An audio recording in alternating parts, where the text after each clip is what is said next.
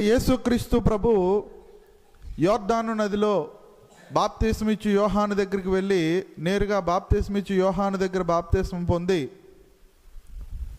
ఆకాశం తెరవబడి పరిశుద్ధాత్ముడు పావురం రూపంగా ఆయన మీద వ్రాలి ఆకాశం నుంచి ఒక గట్టి స్వరం వినబడింది. ఏంటంటే ఆ స్వరం, ఈయన నా ప్రియ కుమారుడు, ఈయన యందు నేను ఆనందిస్తున్నాను అనే ఒక మంచి మాట ప్రభువుకి సాక్ష్యంగా దేవుడు పలికాడు. దేవునికి స్తోత్రం.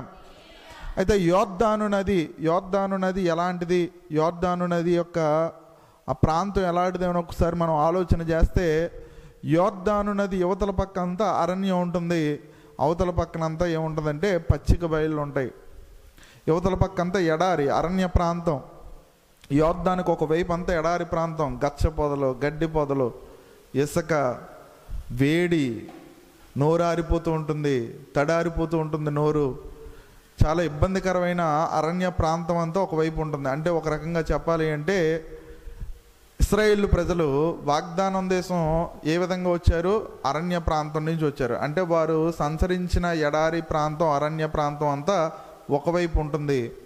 యోర్దాను నది దాటిన తర్వాత యోర్దాను నది ఒకవైపు అంతా కూడా పచ్చిగా ఉంటుంది. మంచి అంజూరపు చెట్లు, ద్రాక్ష చెట్లు, మంచి పళ్ళునిచ్చే చెట్లు, గార్డెన్, గ్రీన్, ప్రతి చోట పచ్చదనం అనేది కనిపిస్తూ ఉంటుంది. ఆశీర్వాదకరమైన ప్రాంతంగా యోర్దాను నది ఒకవైపు ఉంటుంది, ఒకవైపు ఏమో ఎండిపోయిన ఎడారి మనకు కనిపిస్తుంటుంది. మధ్యలో ఎవరున్నారంటే యేసుక్రీస్తు ప్రభు ఉన్నారు. దేవునికి స్తోత్రం. ఒకవైపు జీవం ఉంది, ఒకవైపు నిర్జీవం ఉంది. ఒకవైపు ఆశీర్వాదం ఉంది, ఒకవైపు శాపం కనబడుతుంది. ఒకవైపు సమృద్ధి కనబడుతూ ఉంది, మరొక వైపు కరువు తాండవం చేస్తుంది. ఒకవైపు ఆహార సమృద్ధి కనబడుతుంది, మరొక వైపు ఆహార కొరత కనబడుతుంది. ఒకవైపు ఆహ్లాదకరమైన వాతావరణం కనిపిస్తూ ఉంటుంది, మరొక వైపు తీవ్రమైన వాతావరణ పరిస్థితులు మనకు కనిపిస్తూ ఉంటాయి. మధ్యలో ఉన్న అనుసంధానం చేసే వ్యక్తి ఎవరైనా ఉన్నారంటే అది యేసుక్రీస్తు ప్రభు. దేవునికి స్తోత్రం. మోషేని మనం గమనించినట్లయితే, మోషే యొక్క జీవితాన్ని మనం పరిశీలన చేసినట్లయితే, మోషే యొక్క ప్రప్రథమైన బాధ్యత ఏంటంటే ఐగుప్తు బానిసత్వంలో మగ్గిపోతున్న తన ప్రజల్ని, తన స్వజనుల్ని వాగ్దాన దేశంలోకి చేర్చడం. మోషే ఎలాంటి వాడంటే ఒక విమోచకుడు. మోషే దేని నుంచి విమోచిస్తున్నాడంటే ఐగుప్తులో ఉన్న బానిసత్వం నుంచి ఇశ్రాయేలు ప్రజల్ని విడిపిస్తున్నాడు. మోషే తన వారిని అందరినీ తీసుకొచ్చి అరణ్యం గుండా ఎక్కడికి పంపిస్తున్నాడంటే వాగ్దాన దేశానికి పంపిస్తున్నాడు. పాత నిబంధన సంఘాన్ని, పాత నిబంధన మందిరాన్ని, పాత నిబంధనలో ఉన్న సంఘాన్ని ఎక్కడికి చేరుస్తున్నాడంటే వాగ్దానం దేశానికి చేరుస్తున్నాడు. ఎక్కడి నుంచి విడిపించంటే ఐగుప్తు బానిసత్వం నుంచి విడిపించి. సేమ్ అదే విధంగా, అదే పద్ధతిలో, అదే మాదిరిలో యేసుక్రీస్తు ప్రభు మోషే వలనే విమోచకుడుగా మనకు కనబడతాడు, రక్షకుడుగా కనబడతాడు, నాయకుడుగా కనబడతాడు. ఎలా మోషే ఎలాగైతే ఐగుప్తు బానిసత్వం నుంచి ప్రజలను విడిపించి వాగ్దాన దేశానికి చేరుస్తున్నాడో, కొత్త నిబంధన సంఘాన్ని, క్రొత్త నిబంధనలో ఉన్న పరిశుద్ధ సంఘాన్ని యేసుక్రీస్తు ప్రభు ఐగుప్తు అనే ఈ లోక పాపాల నుంచి మనల్ని అందరినీ విమోచించి తన వాగ్దాన దేశమైన పరలోక రాజ్యానికి చేరుస్తున్నాడు. దేవునికి స్తోత్రం. మోషేను యేసుక్రీస్తు ప్రభువుని ఒక తక్కిట్లో పెట్టి చూస్తే మోషే ఎలా కనిపిస్తాడంటే లోక సంబంధమైన బానిసత్వాన్ని నుంచి విడిపించే నాయకుడిగా కనిపిస్తాడు. వేరేజ్ యేసుక్రీస్తు ప్రభు ఎలా కనిపిస్తాడంటే లోక పాపం నుంచి, అంటే పర సంబంధమైన, ఆత్మ సంబంధమైన ఆ బందికానా నుంచి, ఆ పాపం నుంచి ప్రజలను విడిపించి పరలోక రాజ్యం చేర్చే ఒక గొప్ప విమోచకుడుగా, నాయకుడిగా మనకు కనిపిస్తూ ఉంటాడు. దేవునికి స్తోత్రం. అయితే యేసుక్రీస్తు ప్రభు ఎప్పుడైతే దేవుని ప్రియకుమారుడిగా ప్రకటించబడ్డాడో, యేసుక్రీస్తు ప్రభు మీద ఎప్పుడైతే ఆత్మ వాలిందో, యేసుక్రీస్తు ప్రభు యొక్క దైవత్వానికి సంబంధించిన లక్షణాలను ఎప్పుడైతే దేవుడే ప్రకటించాడో, అప్పుడు తన మీద వ్రాలిన ఆత్మ తనని ఎక్కడికి తీసుకువెళ్ళింది అంటే ఆశీర్వదించబడిన ప్రాంతానికి తీసుకెళ్ళిందా లేదా అరణ్య ప్రాంతానికి తీసుకువెళ్ళిందా? చదవండి అక్కడ లేఖన భాగంలో. యేసు పరిశుద్ధాత్మ పూర్ణుడై యోర్దాను నది నుండి తిరిగి వచ్చి 40 దినములు ఆత్మచేత అరణ్యంలో అంటే ఆత్మ చేత అరణ్యంలో నడిపించబడ్డాడంటే అరణ్యంలోకి తీసుకువెళ్ళింది ఏంటి? అపవాద ఆత్మ. అరణ్యంలోకి తీసుకువెళ్ళింది ఏంటి? అపవాద ఆత్మ. చాలామంది అనుకుంటారు అపవాది మనల్ని అరణ్య ప్రాంతానికి తీసుకువెళ్తుందని. కాదు కాదు కాదు, అరణ్య ప్రాంతానికి తీసుకువెళ్ళింది ఎవరంటే ఆత్మే. దేవునికి స్తోత్రం. ఎందుకంటే యేసుక్రీస్తు ప్రభువుకి ఒక అసంపూర్ణమైన కార్యం కనిపిస్తుంది, ఒక సంపూర్తి చేయబడిన ఒక కార్యం కనబడుతుంది. అది అరణ్యంలోనే, అదే ప్రాంతంలోనే యేసుక్రీస్తు ప్రభు సంపూర్తి చేసి తిరిగి యోర్దాను నది అవతల పక్కకు రావాల్సి ఉంది. అంటే అసంపూర్తిగా ఉండిపోయిన కార్యం ఏంటి? అసంపూర్ణంగా మిగిలిపోయిన కార్యం ఏంటంటే శోధనను జయించడం. దేవునికి స్తోత్రం. శోధనను జయించలేకపోయాడు ఎవరంటే మోషే. మోషే ఒకానొక సమయంలో నీళ్లు దొరకలేనప్పుడు యేసుక్రీస్తు ప్రభు లేదా దేవుడు ఏ విధంగా మాట్లాడంటే, ఇదిగో ఒక బండ నీకు కనిపిస్తుంది, ఆ బండతో నువ్వు మాట్లాడితే నీకు ఏం కలుగు చేయబడుతుందంటే నీరు దాని నుంచి ప్రవహిస్తుంది అని చెప్తారు. కానీ ప్రజలందరూ ఈ మోషే మీద ఏం చేశారంటే శనిగారట, గొనుక్కున్నారట, లేనిపోని మాటలు మాట్లాడుతూ ఉన్నారట. అలాంటి మాటలు మాట్లాడుతున్న సమయంలో మోషే ఏం చేయలేకపోయాడంటే ఆ శోధనను జయించలేక, ఆ శోధించబడుతున్న ఆత్మను జయించలేక బండతో మాట్లాడాల్సిన మోషే బండను ఏం చేశాడంటే కొట్టాడు. బండతో మాట్లాడాల్సిన మోషే ఏం చేశాడు? బండను కొట్టాడు. బండను కొట్టడం వల్ల మోషే ఏం చేయలేకపోయాడంటే శోధనను జయించలేకపోయాడు. జయ జీవితం లేని వారికి తెల్లని వస్త్రం లేదు, జయ జీవితం లేని వారికి జీవగ్రంథంలో పేరు లేదు. ఈ జయ జీవితం లేని ఈ ప్రాంతంలో అపవాది ఎక్కడైతే గెలిచాడో అపవాదిని ఓడించడానికి ఆత్మ ఎక్కడికి తీసుకువెళ్ళిందంటే యేసుక్రీస్తు ప్రభువుని అరణ్య ప్రాంతానికి తీసుకువెళ్ళింది. దేవునికి స్తోత్రం. హల్లెలూయా. ఎక్కడైతే మోషే ఓడిపోయాడో, ఎక్కడైతే శోధనలో పడిపోయాడో, ఎక్కడైతే ఏ ప్రాంతంలో అయితే అపవాది జయధ్వనులు వినిపిస్తున్నాయో అదే ప్రాంతానికి పరిశుద్ధాత్ముడు యేసుక్రీస్తు ప్రభువుని తోడుకొని వెళ్ళాడు. చాలాసార్లు మన జీవితంలో యేసుక్రీస్తు ప్రభువు వలె మనల్ని కూడా ఆత్మ ఏం చేస్తుందంటే అరణ్య ప్రాంతాలకి, ఎండిన ప్రాంతాలకి, కష్టాలకి, నష్టాలకి, శోధనలకి, ఇరుకులకి, ఇబ్బందులకి. ఒక అద్భుతమైన పరిస్థితి ఏంటంటే పాపుల దగ్గరికి ఎవరిని పంపిస్తాడంటే పరిశుద్ధుల్ని పంపిస్తాడు దేవుడు.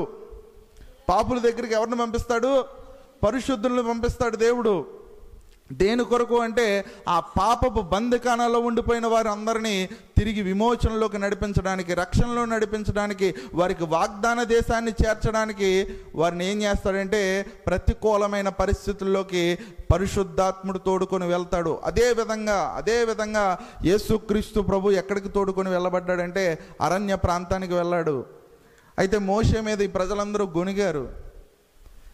ఒక వ్యక్తి తన సాత్వికాన్ని కోల్పోతాడు, ఒక వ్యక్తి తన విచక్షణను కోల్పోతాడు, ఒక వ్యక్తి తన కోపాన్ని అదుపులో ఉంచుకోలేడు. ఎప్పుడు అంటే ఎప్పుడు కూడా ఇస్తూ ఉన్న వ్యక్తి ఇంకా నాకు కావాలి, ఇంకేం చేస్తావు అని ఎదుటి వ్యక్తి ప్రశ్నిస్తున్నప్పుడు ఆ వ్యక్తికి ఏమవుతుందంటే సహనం కోల్పోతుంది. ఎన్నిసార్లు నేను ఇచ్చే వ్యక్తిగా ఉంటాను, ఎన్నిసార్లు నేనే ప్రేమించే వ్యక్తిగా ఉంటాను, ఎన్నిసార్లు నేనే అర్పితమైపోతూ ఉంటాను, నేనే ఎన్నిసార్లు సమిధనైపోతూ ఉంటాను, ఎన్నిసార్లు నేను ప్రేమించినా, ఎంత గొప్పగా ప్రేమించినా ఈ ప్రజలు నా ప్రేమను అర్థం చేసుకోవడం పక్కన పెట్టండి, నా మీద ఏం చేస్తున్నారంటే విసుక్కుంటున్నారు, సొనుగుతున్నారు. ఎప్పుడైతే వ్యక్తులు ఎదుటి వ్యక్తి కష్టాన్ని గుర్తించరో, వ్యక్తులు ఎప్పుడైతే ఎదుటి వ్యక్తి పడుతున్న శ్రమను గుర్తించరో, ఎప్పుడైతే ఎదుటి వ్యక్తి పడుతున్న ఆ వేదనను, ఆ బాధను, అతను చేస్తున్న ఆ గొప్ప సేవను గుర్తించరో ఆ వ్యక్తికి ఏం కలుగుతుందంటే ఎలాంటి సాత్వికుడికైనా ఏం కలుగుతుంది? కోపం కలుగుతుంది. చాలామంది దైవజనుల మీద, చాలామంది సంఘాల్లో ఉంటున్న బిడ్డలు సొనుగుతూ ఉంటారు, గొనుగుతూ ఉంటారు, విసుక్కుంటూ ఉంటారు. వారి సేవను గుర్తించరు, వారు చేస్తున్న శ్రమను గుర్తించరు, వారు విత్తుతున్న వాక్యాన్ని గుర్తించరు, వారు చేస్తున్న ప్రార్థనను గుర్తించరు, వారు కారుస్తున్న కన్నీరును గుర్తించరు. ఎప్పుడు కూడా నా దైవజనుడు నా కోసం ఏం చేశాడు, నా దైవజనుడు నా కోసం ఏం తెచ్చాడు, నా దైవజనుడు నా కుటుంబంలో ఏం చేశాడు, ఎన్ని చేసినా, ఎన్ని కార్యాలు పొందుకున్నా, ఎన్ని అద్భుత సాక్ష్యాలు పొందుకున్నా, ఎన్ని ఆశ్చర్య కార్యాలు, అద్భుత కార్యాలు జీవితంలో జరుగుతూ ఉన్నా సరే ఇంకా ఏదో తక్కువ అవుతున్నట్టు, ఎంతగా నడిపిస్తున్నా సరే ఇంకా ఏదో కొదువు వచ్చినట్టు, ఎంతగా పరిశుద్ధాత్మ పూర్ణులై వాక్యం చెప్తున్నా ఇంకా ఏదో కొదవైనట్టు, ఇంకా ఏదో కొరత ఉన్నట్టు, ఇంకా ఏదో లోటు ఉన్నట్టు చాలామంది సంఘాలలో ఏం చేస్తున్నారంటే సొనుగుతూ ఉన్నారు. కానీ ఆ సొనుగుతున్న పరిస్థితిలో ఎలాంటి గొప్ప దైవజనుడైనా సరే తన అదుపును కోల్పోతాడనే విషయాన్ని ఈ మధ్యాహ్న కాల సమయంలో ప్రభు మనతో మాట్లాడుతున్నాడు. దేవునికి స్తోత్రం. ఎప్పుడైతే ప్రజలు విసుక్కుంటారో, ఎప్పుడైతే ప్రజలు సమస్యను గుర్తించలేరో, ఎప్పుడైతే ప్రజలు ఎదుటి వ్యక్తి చేస్తున్న మేలును కూడా కీడుగా భావించి అతని మీద నిందలు మోపుతున్నారో, అలాంటి పరిస్థితుల్లో ఏ వ్యక్తి అయినా సరే ఏం కోల్పోతాడంటే సహనం కోల్పోతాడు. ప్రతి ఒక్కరికి కూడా ఒక పరిధి ఉంటుంది. భూమి మీద అందరికంటే సాత్వికుడు ఎవరంట? మోషే. అలాంటి మోషే కూడా తన టెంపర్ని లూజ్ అయిపోయాడు. ఎందుకో తెలుసా? సొనగడం వల్ల, గొనగడం వల్ల, గుసగుసలాడుకోవడం వల్ల, లేనిపోని మాటలు నిందలతో తన అవమానపరచడం వల్ల, తన కిందకి వేసేయడం వల్ల, తన విమర్శించడం వల్ల తను ఏం కోల్పోయాడంటే, అయ్యో నేను ఇంతగా సేవ చేస్తున్నాను, ఇంతగా వీరికి అడ్డుపడుతున్నాను, 70 సంవత్సరాలు లేదా 80 సంవత్సరాలు నాకు ఉన్నాయి అనుకుంటే నేను ఎప్పుడూ కూడా దేవునికి కోపానికి ప్రజల మధ్యకి నేను ఏం చేస్తున్నాను, ఎప్పుడు అడ్డుపడతానే ఉన్నాను. ఎంత సేవ చేస్తున్నా సరే వీళ్ళు ఏం చేస్తున్నారంటే నా మీదే ఫిర్యాదు చేస్తున్నారు, నా మీదే సొనుగుతున్నారని తను ఏం చేశాడంటే బండతో మాట్లాడాల్సిన వాడు బండని ఏం చేశాడు? కొట్టాడు. అంటే సాతాను వేసిన శోధనలో ఏం చేశాడంటే మోషే పడిపోయాడు. దాని కారణంగా మోషే ఏం చేయలేకపోయాడంటే వాగ్దాన దేశాన్ని కళ్ళతో చూడగలిగాడు కానీ వాగ్దాన దేశాన్ని చేరలేకపోయాడు. దేవునికి స్తోత్రం. వాగ్దాన దేశాన్ని కేవలం కళ్ళతో చూడగలిగాడు. ఆహా, ఎంత అద్భుతంగా ఉంది, ఎంత పచ్చిక ఉంది, ఎంత అద్భుతమైన అంజూరపు చెట్లు ఉన్నాయి, ఎంత అద్భుతమైన ద్రాక్ష చెట్లు ఉన్నాయి, ఎంత అద్భుతంగా సారవంతమైన నేల ఉంది, యోర్దాను నది పరివాహక ప్రాంతం అంతా అద్భుతంగా కనిపిస్తుంది తనకి. ఆ గలిలయ సముద్రం, ఆ యోర్దాను నది, అక్కడ ఉన్న పరిసర ప్రాంతాలు, అక్కడ ఉన్న తోటలు, అక్కడ ఉన్న పువ్వులు, అక్కడున్న మొక్కలు, అవన్నీ కూడా మోషేకి అద్భుతంగా కనిపిస్తుంది. కానీ మోషే కేవలం చూడగలిగాడు, అవతల పక్కకి చేరలేకపోయాడు. దేనివల్ల అంటే తను శోధనను ఏం చేయలేకపోయాడు? జయించలేకపోయాడు. కానీ యేసుక్రీస్తు ప్రభు ఆత్మ వశము చేత ఆత్మ పూర్ణుడే ఎక్కడికి వెళ్ళాడంటే ఎక్కడైతే మోషే ఓడిపోయాడో అక్కడే విజయాన్ని సాధించడానికి యేసుక్రీస్తు ప్రభుని పరిశుద్ధాత్ముడు ఏం చేశాడంటే అరణ్యంలోకి తోడుకొని వెళ్ళాడు. దేవునికి స్తోత్రం చెప్పండి గట్టిగా. ఎక్కడైతే అన్ఫినిష్డ్ బిజినెస్ ఉంటుందో, ఎక్కడైతే సంపూర్ణం కాని కార్యం కనబడుతుందో, ఎక్కడైతే అసంపూర్ణమైన పరిస్థితులు నెలకొంటాయో ఆ కార్యాలన్నిటినీ, అసాధ్యాలన్నిటినీ సాధ్యపరిచే దేవుడు నా దేవుడు. అసంపూర్తిగా ఉండిపోయిన వాటిని అన్నిటినీ సంతృప్తి పరిచే దేవుడు నా దేవుడు. అసంపూర్ణంగా మిగిలిపోయిన వాటన్నిటినీ పూర్తి చేసేవాడు నా దేవుడు. నా దేవుడు ఏదైనా మొదలు పెడితే దాన్ని ఖచ్చితంగా ముగిస్తాడు. అందుకే ఆయన ఆది అయి ఉన్నాడు, అందుకే ఆయన అంతమై ఉన్నాడు, అందుకే ఆయన ఒమేగా అయి ఉన్నాడు, అందుకే ఆయన అల్ఫా అయి ఉన్నాడు. శాశ్వత కాలం నుంచి శాశ్వత కాలం వరకు ఉన్న దేవుడు. నువ్వు ఆరాధిస్తున్న యేసుక్రీస్తు ప్రభు ఆయనకి గట్టిగా ఆరాధన చేద్దామా, స్తుతులు ఆరోపిద్దామా? దేవునికి స్తోత్రం. యేసుక్రీస్తు ప్రభు ఒక కార్యాన్ని మొదలు పెడితే ఖచ్చితంగా దాన్ని పూర్తి చేస్తాడు. ఒకవేళ పూర్తి చేయలేకపోతే అతడు కార్యాన్నే మొదలు పెట్టడు. దేవునికి స్తోత్రం. అయితే అరణ్య ప్రాంతానికి యేసుక్రీస్తు ప్రభు వెళ్ళిపోయినప్పుడు అపవాది వచ్చి అతన్ని శోధిస్తున్నాడు. ఇదిగో ఈ రాతిని రొట్టెగా మార్చి తిను. ఏ రాతి వల్ల మోషే శోధనలో పడిపోయాడో, ఏ రాయి వల్ల లేదా ఏ బండ వల్ల, ఏ మెటీరియల్ వల్ల, ఏ వస్తువు వల్ల మోషే శోధనలోకి దిగిపోయాడో అదే వస్తువును ఉపయోగించి ఎవరు శోధిస్తున్నారంటే అపవాది శోధిస్తున్నాడు. దేవునికి స్తోత్రం. ఏ రాతితో అయితే పడిపోయాడో అదే రాతిని తెచ్చి ఇదిగో రొట్టెను చెయ్యి, దీంతో రొట్టెను చెయ్యి. 40 దినాలు అయిపోయినప్పటికే యేసుక్రీస్తు ప్రభు ఉపవాసంలో ప్రార్థన చేస్తూ ఉపవాసం ముగించేశాడు. అయినా సరే ఏం చేయలేదు, ఆ రాతిని రొట్టెగా మార్చలేదు. ఆకలి ఒక వ్యక్తిని ఎంతటి పని చేయడానికైనా తెగించేలా చేస్తుంది. దేవునికి స్తోత్రం. ఆకలి ఒక వ్యక్తిని ఎంతటి పని చేయడానికైనా తెగించేలా చేస్తుంది. ఈ లోక వ్యాపారాలు కానీ, ఈ లోక ఉద్యోగాలు కానీ, ఈ లోక విద్యలు కానీ, ఈ లోక వైద్యాలు కానీ, ఈ లోకంలో జరుగుతున్న ప్రతి పని వెనకాల ఉన్న ఒక గొప్ప కనబడిన శక్తి ఏదైనా ఉందంటే అది కేవలం మనిషికి ఉన్న ఆకలే. దేవునికి స్తోత్రం. ఆకలి వేస్తుంది కాబట్టి మనం వ్యాపారం చేస్తాం, ఆకలి వేస్తుంది కాబట్టి మనకు ఉద్యోగాలు చేస్తాం, ఆకలి వేస్తుంది కాబట్టి మనం అనేకమైన పనులు చేస్తాం, ఆకలి వేస్తుంది కాబట్టి మనకి వెనకాల ఎవరో ఉండి ప్రోత్సహించకపోయినా మన ఆకలి ఏం చేస్తుందంటే మనల్ని పరిగెట్టేలా చేస్తుంది. ఆకలి ఒక వ్యక్తిని ఎంత కింద స్థాయికైనా దిగజార్చేస్తుంది. చాలామంది వారి ఒళ్ళు అమ్ముకోవడానికి గల కారణం వారికి ఉన్న ఆకలి. చాలామంది పక్క వాళ్ళ వస్తువులు దొంగలించడానికి గల కారణం వాళ్ళకున్న ఆకలి. చాలామంది నేరస్తులుగా మారిపోవడానికి గల కారణం వారికి ఉన్న ఆకలి. ఆకలి ఏం చేస్తుందంటే మనిషి యొక్క విచక్షణను కోల్పోయేలా చేస్తుంది. ఆకలితో ఉన్నప్పుడు ఆలోచించలేం, ఆకలితో ఉన్నప్పుడు సరైన నిర్ణయాలు తీసుకోలేం, ఆకలితో ఉన్నప్పుడు ఆకలిని తీర్చుకోవాలనే తృష్ణ తప్ప వేరేది ఏమీ కనిపించదు. కానీ ఆకలితో దేవుడు ఉన్నప్పటికీ, ఆకలితో యేసుక్రీస్తు ప్రభు ఉన్నప్పటికీ, ఆ సమయంలోనే అపవాది శోధిస్తున్నప్పటికీ యేసుక్రీస్తు ప్రభు ఏం చేయలేదంటే ఆ విచక్షణని ఏం చేయలేదు, కోల్పోలేదు. అందుకే ఆయనలో పాపం ఉందని ఎవ్వడూ చూపలేకపోయాడు. దేవునికి స్తోత్రం. అంత పరిస్థితులు ఎవరైనా సరే జ్యేష్ఠత్వాన్నే అమ్మేసుకున్నాడు ఆకలి కోసం. జ్యేష్ఠత్వాన్నే, కేవలం తనకున్న జ్యేష్ఠత్వపు హక్కుని కేవలం ఒక చిన్న కూర వదిలేసుకున్నాడు. దేనివల్ల? ఆకలి వల్ల. చాలామంది ఆకలి బాధతో బేకరీ షాపుల్లో కానీ లేకపోతే షాప్స్లోకి కానీ వెళ్ళి బలవంతంగా అక్కడ ఉన్న రొట్టెను లాగేసుకొని పరిగెట్టుకొని వెళ్ళిపోతూ ఉంటారు, దొంగతనాలు చేస్తూ ఉంటారు, లేదా చైన్ స్నాచింగ్ చేస్తూ ఉంటారు, లేదా రెడ్ లైట్ ఏరియాల్లో వేశ్యలుగా చాలామంది ఆడవాళ్ళు మారిపోతూ ఉంటారు. దానికి గల కారణం ఏంటంటే కేవలం వారి కుటుంబాలను వారు పోషించుకోవడానికి వేరే దారి కనబడలేనప్పుడు, ఆకలి బాధతో కుటుంబాలు చావడం ఇష్టం లేక ఆ ఆకలిని తీర్చుకోవడానికి ఏదో ఒక పాపిష్టి పనికి ఒక వ్యక్తి ఏం చేస్తాడంటే దిగజారిపోతాడు. ఆకలి అనేది ఒక వ్యక్తిని ఎంత కింద స్థాయికైనా దిగజార్చేస్తుంది.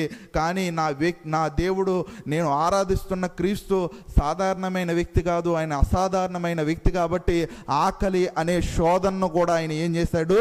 అపవాది ముందు జయించాడు. దేవునికి స్తోత్రం. వారు ఏ దాహంతో, ఏ ఆకలితో ఇశ్రాయేలు ప్రజలు సొనిగారో, తను కూడా అదే దాహంతో అదే ఆకలితో ఉన్నాడు. మోషే కూడా వారు సొనుగుతున్నప్పుడు తను ఏం చేశాడంటే తన విచక్షణను కోల్పోయాడు. దేవుడు చెప్పింది ఒకటి, తను చేసింది మరొకటి. సేమ్ ఎమోషన్, ఇద్దరికి ఉన్నది ఒకే ఎమోషన్. మోషే కూడా ఆకలితో ఉన్నాడు, యేసుక్రీస్తు ప్రభు కూడా ఆకలితో ఉన్నాడు. మోషేను కూడా దేవుడు అపవాది శోధిస్తున్నాడు, యేసుక్రీస్తు ప్రభువును కూడా అపవాది శోధిస్తున్నాడు. మోషే శోధనలో పడిపోయాడు, యేసుక్రీస్తు ప్రభు అదే ప్రాంతంలో అపవాదిని విజయం లేకుండా చేసి పారేశాడు. దేవునికి స్తోత్రం. హల్లెలూయా. అయితే అది అయిపోయిన తర్వాత మరొక మాట చెప్తున్నాడు. ఏం చెప్తున్నాడంటే, ఇదిగో ఈ అధికారాన్ని అంతా, ఈ రాజ్యాలన్నింటినీ నీకు ఇచ్చేస్తాను, నువ్వేం చేయంటే కేవలం నాకేం చేయి, మ్రొక్కు. కేవలం నువ్వు నాకేం చేయి, మ్రొక్కు. అయితే యేసుక్రీస్తు ప్రభు చెప్పిన సమాధానం ఏంటంటే, ఈ రాజ్యాలు ఒక్క క్షణంలో మొత్తం భూలోక రాజ్యాలన్నీ చూపించాడట సాతాను. ఈ రాజ్యాలన్నీ నావే అని చెప్తున్నాడు సాతాను. కానీ యేసుక్రీస్తు ప్రభు అంటున్నాడు, ఈ రాజ్యాలన్నీ నీవే కావచ్చు, కానీ ఈ రాజ్యాలన్నీ నీకు నాకు ఎవరికి చెందుతాయి అనేది సమయం నిర్ణయిస్తుంది. ఒకనొక సమయం వస్తుంది, ఇప్పుడు నీ టైం నడుస్తుంది. రేపొద్దున్న నేను సిలువలో గెలిచి ఈ లోక రాజ్యాలన్నింటినీ నేను స్వాధీనం చేసుకుంటాను, అవన్నీ నావవుతాయి. నీకు నాకు మధ్య ఉన్నది ఏదైనా ఉందంటే అది కేవలం సమయం మాత్రమే. దేవునికి స్తోత్రం, దేవునికి స్తోత్రం. కేవలం సమయం మాత్రమే నిర్ణయిస్తుంది, కాలం నిర్ణయిస్తుంది. ఇదిగో ఇప్పుడు ఇవన్నీ నీవే అని నువ్వు చెప్తున్నావు, కానీ అవన్నీ నావయ్యే రోజు రాబోతుంది. ఖచ్చితంగా ఈ లోక రాజ్యాలన్నిటికీ రాజుగా ప్రభువు నన్ను మార్చబోతున్నాడు. దేవునికి స్తోత్రం. మరొక శోధన ఏంటంటే, ఇదిగో ఈ పెద్ద కొండ మీద నుంచి దూకే నీ దేవదూతలు వచ్చి నిన్ను రక్షిస్తారు కదా, అప్పుడు నువ్వు ఏం చేస్తావు? దేవుని కుమారుడు అని నేను ఒప్పుకుంటాను, నువ్వు దేవుని కుమారుడు అయితే ఇవి చేయి, నువ్వు దేవుని కుమారుడు అయితే ఇవి చేయి, నువ్వు దేవుని కుమారుడు అయితే ఇవి చేయి అని సాతాను ఏం చేస్తున్నాడంటే శోధిస్తూ ఉన్నాడు. ఒకసారి చదవండి ఆ మాటలను.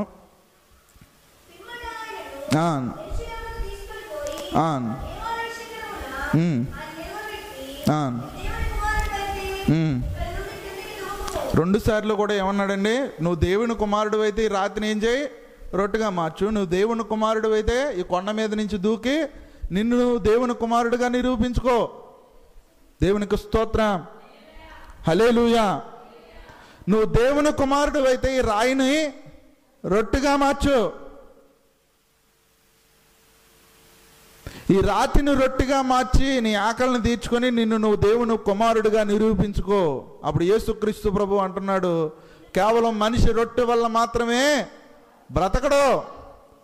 ఇన్ఫ్యాక్ట్ చెప్పాలంటే నేనే ఒక సజీవమైన రొట్టెను. దేవునికి స్తోత్రం.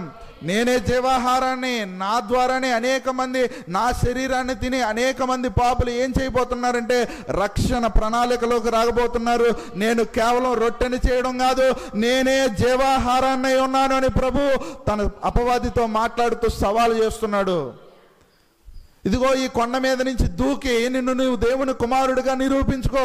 ఆల్రెడీ నన్ను నేను ప్రూవ్ చేసుకోవాల్సిన అవసరం నాకు లేదు, ఎందుకంటే ఆకాశం తెరవబడి ఈయన నా ప్రియ కుమారుడు అని దేవుడు ఆల్రెడీ నా గురించి స్టేట్మెంట్ ఇచ్చేశాడు. నీ దగ్గర నిరూపించుకోవాల్సిన అవసరం లేదు, నీ దగ్గర రుజువు చేసుకోవాల్సిన అవసరం లేదు, నీ దగ్గర ప్రూవ్ చేసుకోవాల్సిన అవసరం లేదు, మనుష్యుల దగ్గర ప్రూవ్ చేసుకోవాల్సిన అవసరం నాకు లేదు. నాకల్లా ఒక్కటే ముఖ్యం, ఒక్కటే ప్రాముఖ్యం. ఏమిటంటే నా దేవుని దృష్టిలో నేను ఎలా ఉన్నాను, నా దేవుడు నన్ను ఏ దృక్కోణంలో చూస్తున్నాడు, నా దేవుడు నేను ఎలా కనబడుతున్నాను అన్నదే నాకు ముఖ్యం తప్ప మనుష్యులు నా గురించి ఏమనుకుంటున్నారన్నది నాకు అనవసరం. ప్రతి చోట నేను రుజువు చేసుకోను. ఆల్రెడీ నా ప్రభు యోర్దాను నదిలో, ఆ యోర్దాను పరివాహక ప్రాంతంలో ఆత్మరూపిగా నా మీదకు వచ్చి ఆకాశం తెరవబడి ఈయన నా ప్రియ కుమారుడు, ఈయన యందు నేను ఆనందిస్తున్నాను అని ఆల్రెడీ నా గురించి సాక్ష్యం చెప్పేశాడు నా దేవుడు. ఇంకా నువ్వు చెబితే ఎంత, చెప్పకపోతే ఎంత అని సవాలు విసురుతున్నాడు యేసుక్రీస్తు ప్రభు. దేవునికి స్తోత్రం.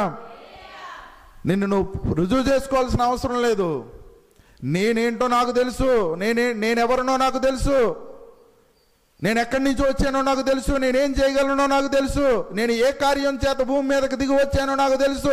నేనెవరో చెప్పడానికి నువ్వెవరో? నేనెవరో చెప్పేది ఎవరో తెలుసా? సాక్షాత్తు దేవుడే. దేవునికి స్తోత్రం. సాక్షాత్తు దేవుడే చెప్పాడు దేవుని కుమారుడు అని. మనుష్యులు ఒప్పుకుంటే ఏంటి, ఒప్పుకోకపోతే ఏంటి? ఇంకో ఈయన నా ప్రియ కుమారుడు, ఈయన యందు నేను ఆనందిస్తున్నాను. దేవుడు ఒప్పేసుకున్నాడు, దేవుడు ప్రకటించేశాడు. యెహోవా మన పక్షాన ఉండగా మనకు విరోధి ఎవరు? దేవుడే కుమారుడని ఒప్పుకున్న తర్వాత ఇంకా ఎవరు ఒప్పుకుంటే ఏంటి, ఎవరు ఒప్పుకోకపోతే ఏంటి? దేవుడే నిన్ను ప్రియ కుమారుడిగా, ప్రియ కుమార్తెగా అంగీకరించిన తర్వాత ఇంకా మనుష్యులు ఒప్పుకోల కోసం నువ్వు ఎందుకు చూస్తున్నావు? మనుష్యుల ప్రేమను సంపాదించడానికి నువ్వు ఎందుకు పాటుపడుతున్నావు? మనుష్యుల దగ్గర నిన్ను నువ్వు నిరూపించడానికి ఎందుకు ప్రయాసపడుతున్నావు? ఆల్రెడీ దేవుడే చెప్పేశాడే, దేవుడే ప్రకటించేశాడే, దేవుడే ఆకాశాన్ని విప్పి నిన్ను అద్భుతమైన కుమారుడిగా అంగీకరించాడే. ఇంకా మనుష్యులు అంగీకరిస్తే ఏంటి, అంగీకరించకపోతే ఏంటి? సాతానా, నేను దేవుని కుమారుణ్ణి, దేవుడే నా పక్షాన ఉన్నాడు, నేను నీ దగ్గర ప్రూవ్ చేసుకోను, నేను నీ దగ్గర ఏమాత్రం ప్రూవ్ చేసుకోవాల్సిన అవసరం నాకు లేదు. దేవుడు మనల్ని శోధనలోకి నడిపిస్తున్నట్టు అనిపిస్తుంది. ఈ మాట చాలా బాధగా అనిపిస్తుంది. ఏంటంటే ఆత్మ చేత యేసుక్రీస్తు ప్రభు ఎక్కడికి తీసుకొని వెళ్ళబడ్డాడంటే అరణ్య ప్రాంతానికి తీసుకొని వెళ్ళబడ్డాడు అనే మాట చాలా కఠినంగా అనిపిస్తుంది. చాలా కఠినమైన మాట అది. ఆత్మే అరణ్యానికి తీసుకుపోతే ఎలా? ఆత్మే అరణ్య ప్రాంతానికి తీసుకుపోతే ఎలా? ఆత్మే అలాంటి పరిస్థితుల్లోకి తీసుకొని వెళ్ళిపోతే ఎలా? దేవుడే అలాంటి పరిస్థితుల్లోకి తీసుకొని వెళ్ళిపోతే ఎలా? ఎందుకో తెలుసా? అక్కడ నీకు అపజయాలు కలిగాయి. ఆ ప్రాంతంలో నీకు అపజయాలు చెందిన వ్యక్తులు కనిపిస్తారు. అలాంటి అపజయాలు ఉన్న ప్రాంతంలో విజయం ఏమాత్రం దేవుని పేరిట నమోదు కాని ఆ ప్రాంతంలో దేవుడు నీ పేరు మీద విజయాన్ని సాధించడానికి దేవుడు నేను ఎక్కడికి నడిపిస్తాడంటే అరణ్య ప్రాంతానికి నడిపిస్తాడు. అది శాశ్వతమైన అరణ్య ప్రాంతం కాదు. అక్కడ కొంతకాలమే నువ్వు ఉంటావు, కొంతకాలంలోనే నిన్ను నువ్వు నిరూపించుకుంటావు. దేవుడే నిన్ను నిరూపిస్తాడు. ఇతడు ఖచ్చితంగా దేవుని కుమారుడే అని దేవుడే నీకు నిరూపిస్తాడు. దేవునికి స్తోత్రం. ఒక వ్యక్తి అరణ్య ప్రాంతంలో కనిపించవచ్చు, కానీ అది కొంతకాలమే. ఎందుకో తెలుసా? మన విశ్వాసాన్ని మనం సాధన చేసే ప్రాంతం ఏదైనా ఉందంటే అది అరణ్య ప్రాంతమే. అరణ్య ప్రాంతంలో మన విశ్వాసాన్ని మనం ఏం చేయొచ్చు? సాధన చేయొచ్చు. అరణ్య ప్రాంతంలో విశ్వాసం సాధన ఎలా అవుతుందంటే ఎక్కడ ఆహారం దొరుకుతుందో తెలీదు, ఎక్కడ నీళ్లు దొరుకుతాయో తెలీదు, ఎక్కడ ఏ విషసర్పం ఉంటుందో తెలీదు, క్షేమంగా గమ్యస్థానాన్ని చేరతామో లేదో తెలీదు. ఈ అన్ని ప్రతికూల పరిస్థితుల్లో మనకు ఉండాల్సిన ఒకే ఒక్క లక్షణం ఏంటంటే విశ్వాసం. విశ్వాసం గుండా ఆహారం ఆకాశం నుంచి రప్పించబడుతుంది. విశ్వాసం ద్వారా బండ నుంచి నీళ్లు రప్పించబడతాయి. విశ్వాసం ద్వారా పగల మేఘస్తంభం, రాత్రి అగ్నిస్తంభం రాబడుతుంది. విశ్వాసం ద్వారా అరణ్య ప్రాంతంలో 40 సంవత్సరాలు హాయిగా బతకచ్చు. విశ్వాసం ద్వారా బట్టలు మాయవు, విశ్వాసం ద్వారా కాళ్ళు వాయువు, విశ్వాసం ద్వారా బలం తగ్గదు, విశ్వాసం ద్వారా శక్తి తగ్గదు. విశ్వాసం ఎక్కడ సాధన చేయబడుతుందంటే అది కేవలం అరణ్య ప్రాంతంలోనే సాధన చేయబడుతుంది. సంతృప్తి ఉన్న ప్రాంతంలో ఏమాత్రం సాధించబడదు, సాధన చేయబడదు. దేవునికి స్తోత్రం. అరణ్య ప్రాంతంలోనే ఒక వ్యక్తి అద్భుతమైన వ్యక్తిగా మలచబడతాడు. అక్కడున్న అనుభవాల ద్వారా ఒక విశ్వాసి బలమైన విశ్వాసిగా మారతాడు.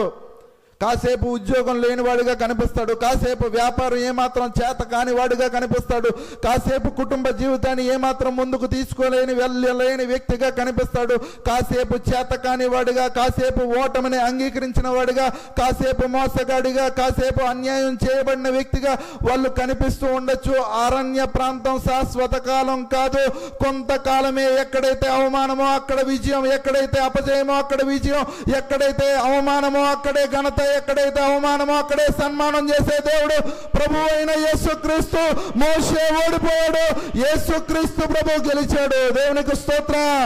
జేబులో డబ్బులు లేనోడు ఎలాగో పాపం చేయలేడు, కానీ జేబులో డబ్బు ఉన్నప్పుడు కూడా పాపం చేయకుండా, మద్యం తాగకుండా, పొగ తాగకుండా, వ్యభిచార గృహాలకు వెళ్లకుండా తనను తాను అదుపు చేసుకోగలిగితేనే ఆ శక్తిని ఎలాగైతే అదుపులో ఉంచుకోవడం నేర్చుకుంటాడో అప్పుడే ఆ అధికారానికి ఏమొస్తుందంటే ఒక సార్థకత వస్తుంది. దేవునికి స్తోత్రం. యేసుక్రీస్తు ప్రభువుకి అధికారం ఉంది, కానీ అతడు ఏం చేయట్లేదంటే శోధనలో పడిపోవడం లేదు. జేబుల్లో మద్యం షాప్కి వెళ్ళి లేదా బ్రాందీ షాప్కి వెళ్ళి బాటిల్ కొనుక్కోవడానికి డబ్బులు లేవు, ఏం చేస్తావు? మానేస్తావు. కానీ డబ్బులు ఉన్నా సరే కొనకపోవడం ఏంటి? శోధనను జయించడం. అధికారం ఉన్నప్పుడు మనం ఏం చేయలేమంటే శోధనను జయించలేము. కానీ మోషేకి దేవుడు ఏమి ఇచ్చాడు? ఒక చేతికరణ ఇచ్చాడు, అంటే ఒక అధికారాన్ని ఇచ్చాడు, ఒక గొప్ప శక్తిని ఇచ్చాడు, ఒక గొప్ప పవర్ని ఇచ్చాడు. ఈ అధికారం తన కోసం వాడుతున్నాడా, దేవుని కోసం వాడుతున్నాడా అన్న దాని మీదే ఆ వ్యక్తి యొక్క వ్యక్తిత్వం ఆధారపడి ఉంటుంది. ఎప్పుడైతే ఆ అధికారాన్ని దేవుని కొరకు వాడాడో అతడు ఎప్పుడూ కూడా ఒక గొప్ప నాయకుడిగా, సాత్వికుడిగా గొప్ప పేరుని తెచ్చుకున్నాడు. ఎప్పుడైతే ఆ కర్రను తన స్వబుద్ధిని, స్వచిత్తాన్ని ఉపయోగించి తన ఫ్రస్ట్రేషన్ని, కోపాన్ని తీర్చుకోవడానికి బండని ఎప్పుడైతే కొట్టాడో, తన అధికారాన్ని ఎప్పుడైతే దుర్వినియోగం చేశాడో వాగ్దాన దేశానికి చేరలేకపోయాడు. అధికార దుర్వినియోగం ఏం చేస్తుంది? వాగ్దాన దేశాన్ని చేరనివ్వదు.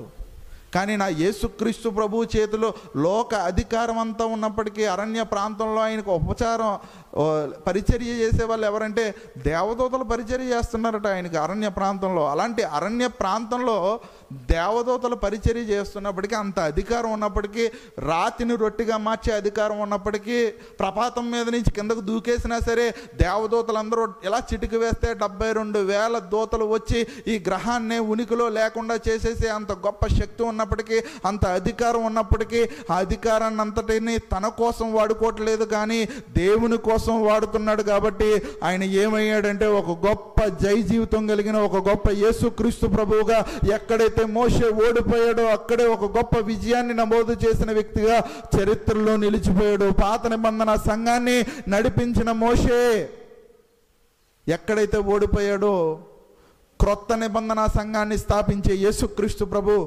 అక్కడే గెలిచాడు. దేవునికి స్తోత్రం.